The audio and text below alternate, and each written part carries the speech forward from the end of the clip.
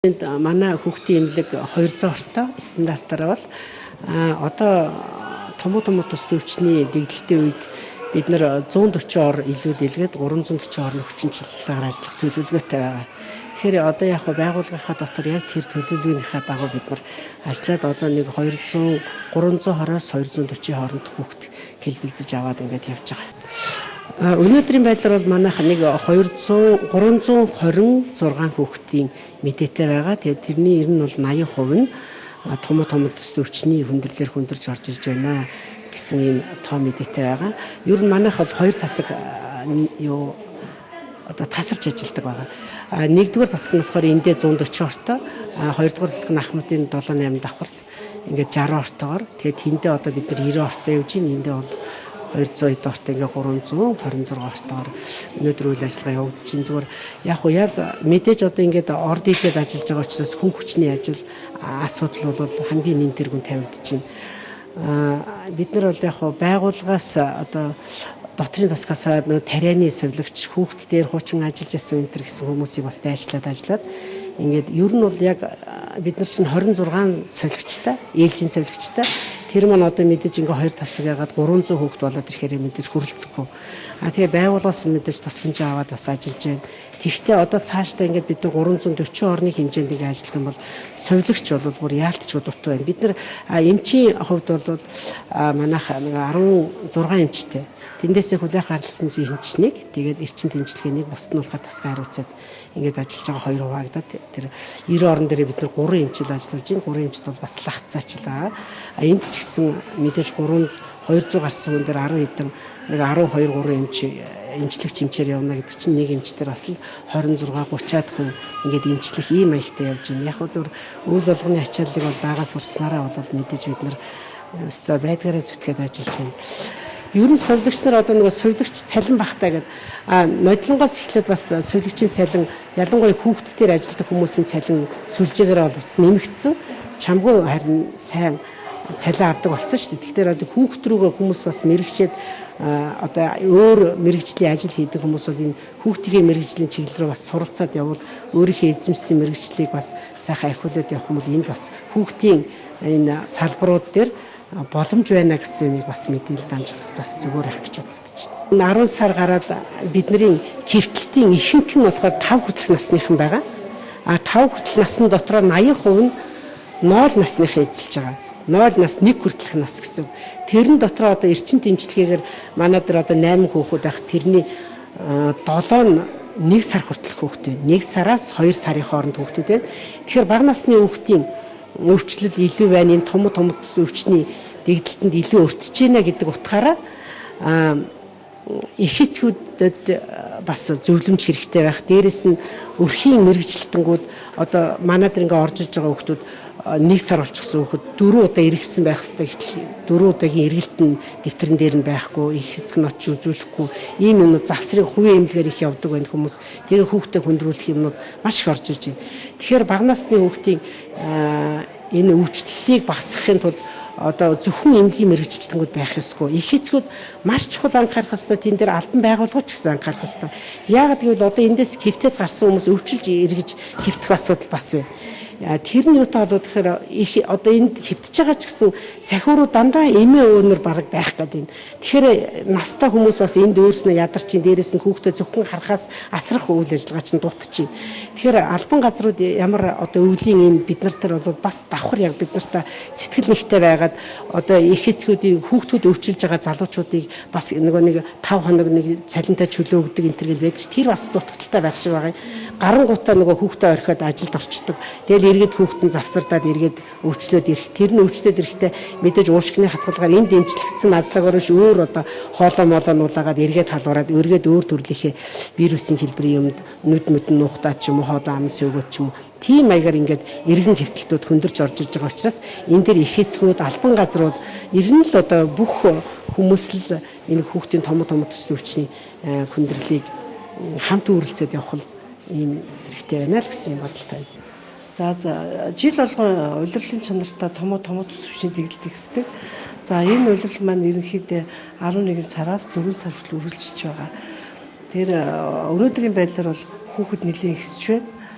За хэсэгтээ бол бага сартай хүүхдүүд одоо зохилох хувийг эзэлж байгаа тийм.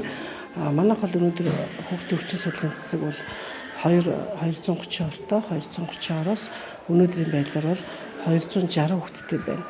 Тэр томоогийн дэглэлтийн үеийн бол тусгай төлөвлөгөө бол гарч ажилладаг. Монгол Улс даяараа эрүүл мэндийн яам, манай эрүүл мэндийн газар за тэрний төлөвлөлтийн дагуу одоо бүх хэмнэлгүүд одоо Монгол Улсад байгаа үйл ажиллагаа эрхэлж байгаа бүх хэмнэлгүүд бол тусгай томоогийн төлөвлөгөөр үйл ажиллагаа явуулдаг.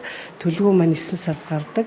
За 9 сард гарахдаа бид нар бол энэ дээр нэгдүгээр хүний нөөц, хоёрдугаар тоног төхөөрөмж, гуравдугаар одоо орны хүрэлцээгийн байдлаар хичнээн ор дэлхүү гэдэг ийм том асуудлыг шийдвэрлэдэг байгаа.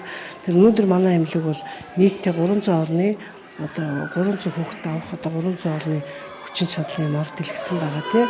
Яг үндсэндээ 230 орн дээр нэмээд 70 хүүхэд авах одоо тийм нөөц болцоогоо ашиглаад үйл ажиллагаа явуулж байгаа. Сүүлийн 7 хоног бол хүүхдийн хэвтэлт нэлээд ихсэж байгаа. Хүлээн авахар ирж байгаа хүүхдүүдийн тоо бол хагасаан бүтэн сэдвээр 400 гарч байгаа. За энгийн өдрүүдээр ажлын өдрүүдээр 190-ээс 220 хүрч байгаа. Тэр үндсэндээ хүлээн авахар ирж байгаа хүүхдүүдийн тоо ихсэнтэй бас холбоотой нөгөө дээр тасаг твтж байгаа хүүхдийн тоо бас ихсэн гэсэн үг шүү дээ. 400 хүүхдийн хоногтой 30-аас 45 хүүхд юм уу хэвтэх жишээтэй. За үүнд бол бага насны сартай хүүхдүүдийн тоо нэлээд эзлэх үеийг эзэлж байгаа. 2 сараас 5 сар хүртэлх хүүхдүүдийн тоо бол бараг 40-с 50% эзэлж байгаа. За үүний цаана бид нар юу байна вэ гэхээр дандаа цэцэрлэгийн насны, сургуулийн насны хүүхдүүд ах эгчтэйгээ гэр бүлээрээ хэвтэх ийм асуудал нэлээд гарч байгаа учраас бас энэ дээр бас ард иргэд маань бүгдээрээ одоо ханиаттай цэцэрлэгээс ирсэн ханиаттай хүүхд, сургуулийн насны ханиаттай хүүхдийг одоо тэр бага сартай хүүхдэд холилдуулахгүй байх тийм ээ. Гадаас орж ирэхэд одоо хүүхдийг хацар амруу үнсүүлэхгүй байх, гар хөлийн аюулс авах гэд, хоол амыг зайлах гэд ийм одоо ойр зургийн томоогоос урьдчилан сэргийлэх арга хэмжээнүүдийг нэлээд сайн авч өгөх шаардлагатай байна. За мэдээж хэрэг ингээд хүүхэд ихсээд ирээд хүүхдийн ачаалт ихсээд, эмнэлгийн ачаалт ихсээд ирэхэд одоо бос сүүчний асуудал бол тулгамдж яригддаг тийм. Тэр энэ дээр бол манай эрүүл мэндийн яамнаас, эрүүл мэндийн газраас одоо бид нар анагаах ухааны шинжилгээ ухааны их сургуультай одоо хамтран гэрээ байгуулж одоо резидент эмчнэрийг бол дайчилж ажиллаж байгаа. Өнөөдрийн байдлаар манайд бол 3 резидент эмч ирсэн байж байна тийм. Тэгэхээр энэ төр бол эмчнэрийн хувьд бол ингээд тусцаа үзүүлээд манай жижигэрийн хуваарьд ороод ингээд манай эмчнэртэй хамт ажиллаад ингээд нэг баг болоод ажиллаж явж байна. За солигчийн сургууль дээр бол бид нар төгсөг курсын одоо насад ашуйстай гэрээ хийсэн одоо төгсөг курсын солигч нартай бас ингээд дайчтай ажиллах одоо ийм үйл ажиллагаа явуулж байгаа. За мэдээж хэрэг хүүхдийн засагт ажиллах сувилагчийг бол бид нар нөөцийг бол эмнэлгээсээ бас бэлтэж байгаа тий. Том хүний жишээлүүд тасгийг суллахад тэр том хүн дээр байгаа жижигсэн сувилагч хүүхдүүд рүү татаа орогдох одоо ийм одоо нөөц болцоог ашиглан одоо эмч сувилагчийн хүрээнд бол энэ ажил явагдаж байгаа. За тэгэхээр мэдээж хэрэг одоо жил болгон томоо төс төвчин ганцхан Монголд биш дэлхийд даяараад иддэг тий. Тэр ингээ 11 12 1 сар гэдэг чинь мэдээж хэрэг хүнд сар. Одоо бид нар монголчууд бүгдээрээ мэддэг жил болгон яригдж байгаа асуудал. Тэр энэ дээр бол мэдээж хэрэг 9 сараас эхлээд одоо хүүхдийг бол зөвхөн одоо энэ үйлрэлтээр биш зунжингаа чирэгжүүлэх асуудал эцэгчүүд бол нэгэнтээ ингээд одоо бид нар хүүтөний үйлрэлт эхлээд томоо төс төвчин эхэлж байгаа юм чинь хүн болгон ээж болгон одоо эмч болгон тий одоо хүүхдээ хүн болгол миний хүүхд томоогоос өвдчих үү гэдэг энэ урьдчилан сэргийдэх арга хэмжээг л маш сайн их хэрэгтэй. Түүнээс бид нар одоо зуны үйлрэлт бол энэ хэвтэлт байхгүй болчихно шүү дээ. Өнөөдөр манай 230 ордог чинь зундаа 50 60 хүүхэдтэй байж идэг. Тэр энийг болохоор мэдээж хэрэг урьдчилан сэргийлэх арга хэмжээгээ бид нар аягүй сайн авчих юм бол заавал эмнэлэгт бөөгнүүлээд хэвтүүлээд байх, олон хүүхдүүдийг ингэ төвчлүүлээд байх ийм юм байхгүй болно. Тэгэхээр энэ дээр бол бид нар нэгдүгээр урьдчилан сэргийлэх арга хэмжээгээ аягүй сайн авах хэрэгтэй.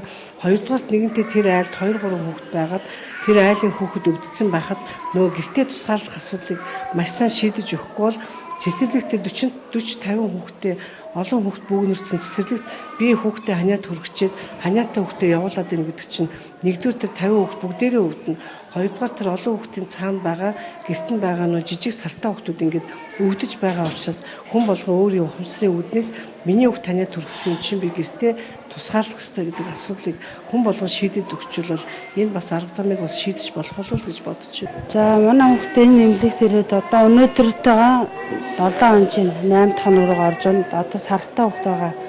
Тэгээ одоо энэ томоо ер нь дандаа бага насны хүүхдүүдэд хамарж яана л та анзаараад хахад Тэгээд яг энэ нэмлэг төвцснийх яралт арга хэмжээ авсных одоо гайг болж байна. Энэ ер нь агаартай холбоотой бол гэж би бодсон шүү дээ. Энэ гадуур салхилуулж гарч авч гараад тааруулаад тэгэл нэг жоохноос жижигээс эхэлж байгаа л тэгэл хүндэрж ах шиг байна л та. Одоо энэ байдлаар нь анзаараад хахад дандаа бага насны 3-аас доош насны хүүхдэд аягүй хүн тусч байгаа юм шиг надад санагдсан л та. Энэ хараад хахад байлгүйхаа хоёулаа том ах нь одоо сургуульд явдаг, дундх нь цэцэрлэгт явдаг. Тэгээд цэцэрлэг нөө томооны үе ихтэй байгаа болохоо цэцэрлэгээс нь одоо чөлөө авсан байгаа л та. Ер нь бол гэртээ байгаа ч гэсэн дээр нь ханиад бол энэ яаж чигээл хүрчээлэн л та. Тий.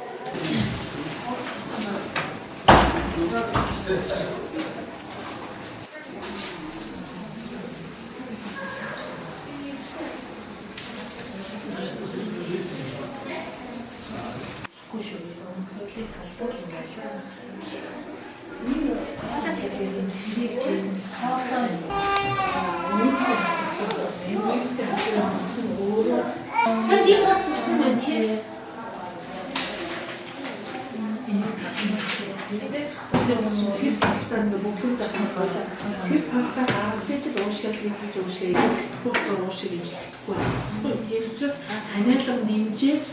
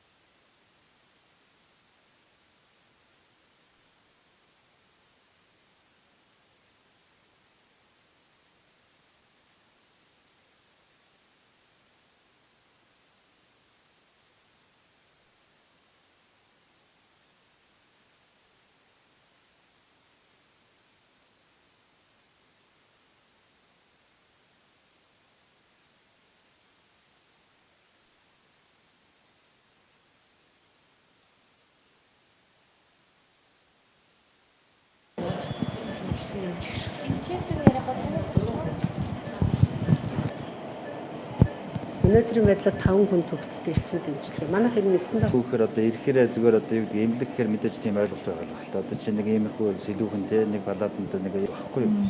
Тэр чинь тэгээд тэр дотор юу гэхээр бид нэр яах вэ гэхээр яг шинэ юм шүү дээ.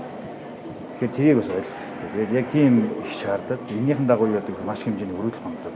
Манай дүүргийн үед бол арай онцлог шүү дээ. Бус дүүргүүдийн бол яг нэг нэг хэлэх юм бол илүү одоо юу гэхээр юм шүү дээ. Аюулгүй арай орны зохицуултуудыг юм хийгээл ингээд явчихж байгаа шүү дээ. Шүн ирж байгаа хүмүүсийн чинь бол яалтчгүй хуцаахгүй авах нь гол зүйл.